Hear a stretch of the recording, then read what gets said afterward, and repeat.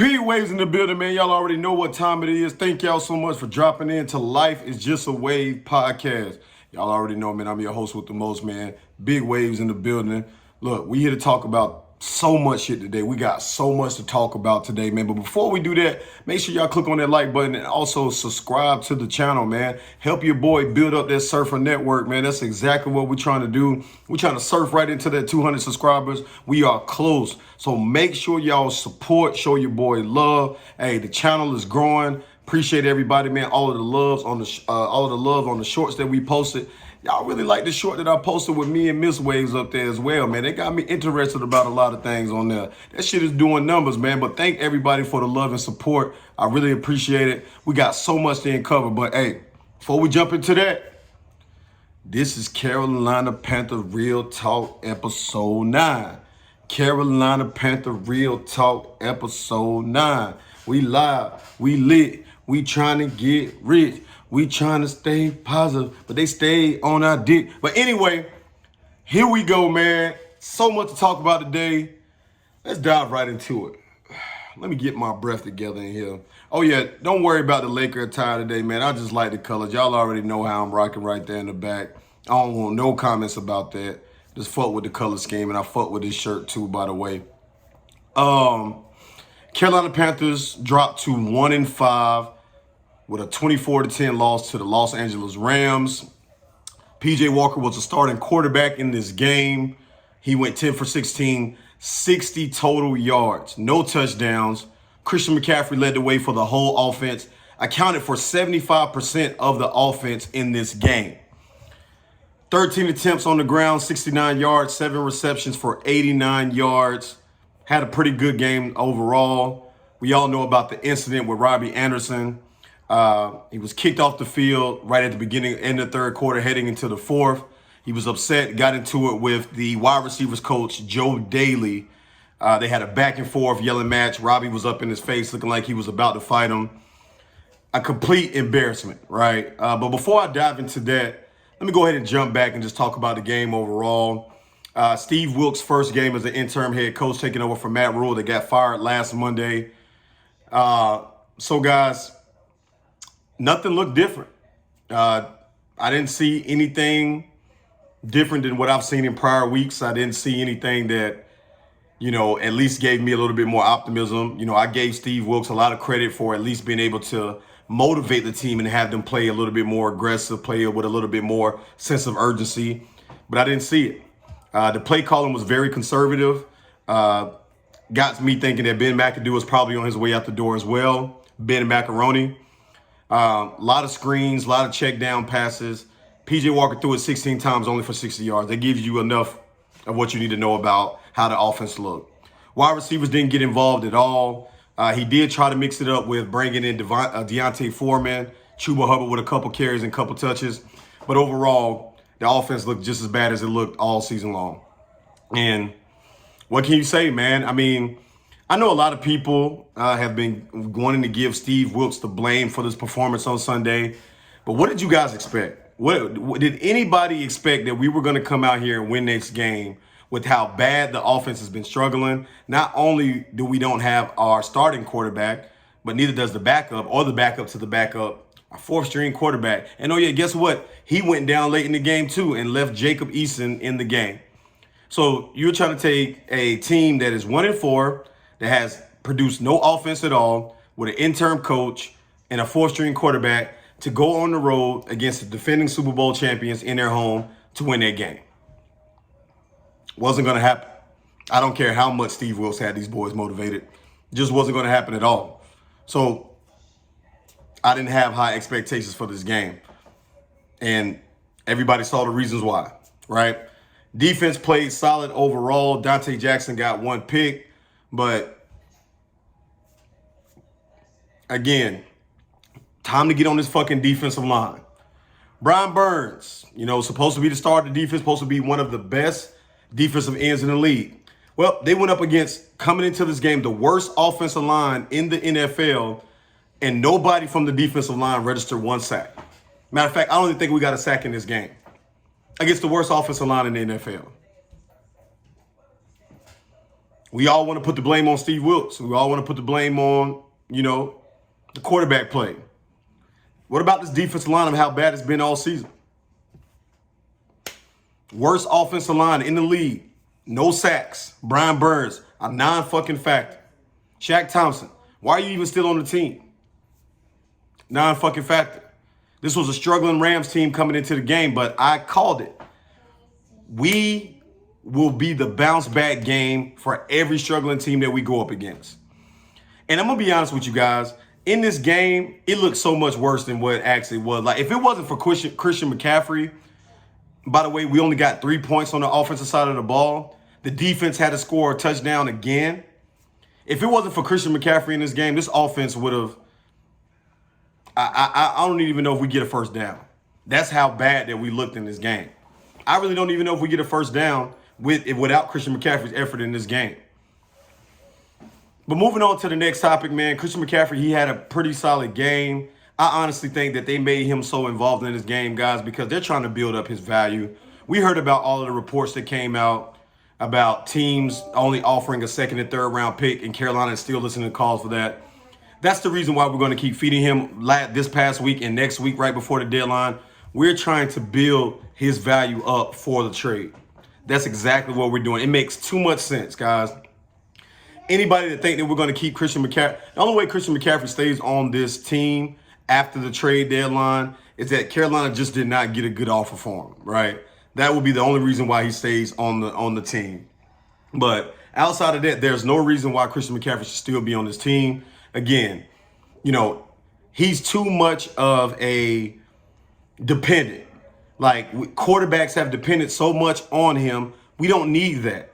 We need him going off of the team. I actually feel bad for McCaffrey.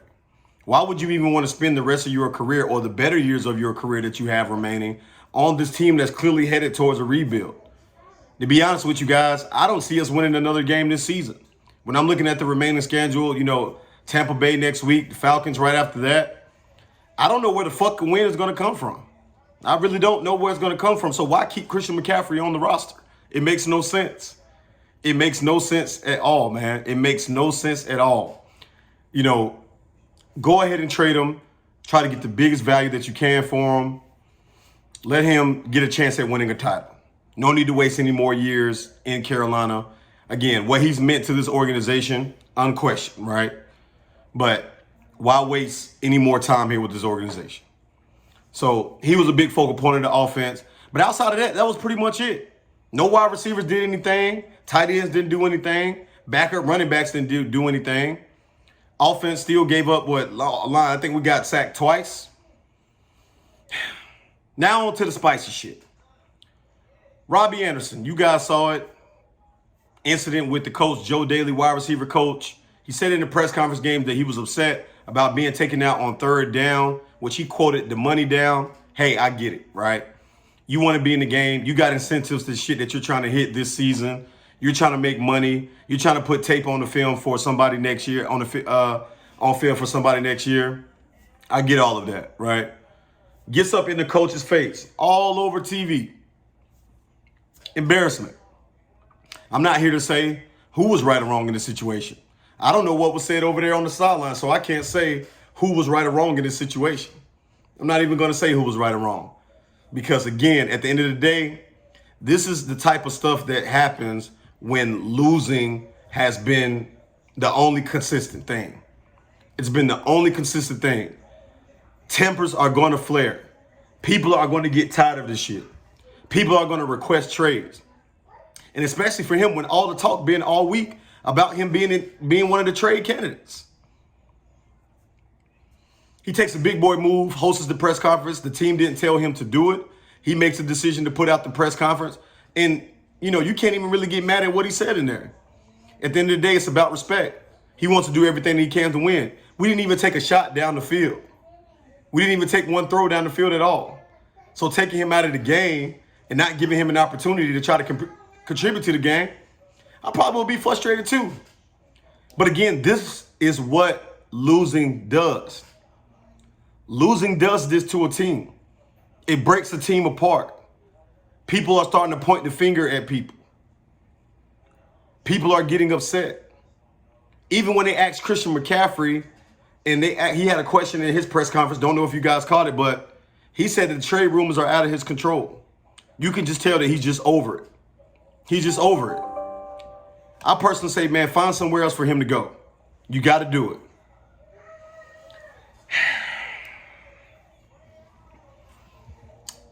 You know, I hate to be the guy, and shout out to all my affiliate podcasts, man. If y'all haven't supported them already, y'all know y'all can find me on Panthers Uncensored, Keep Pounding TV.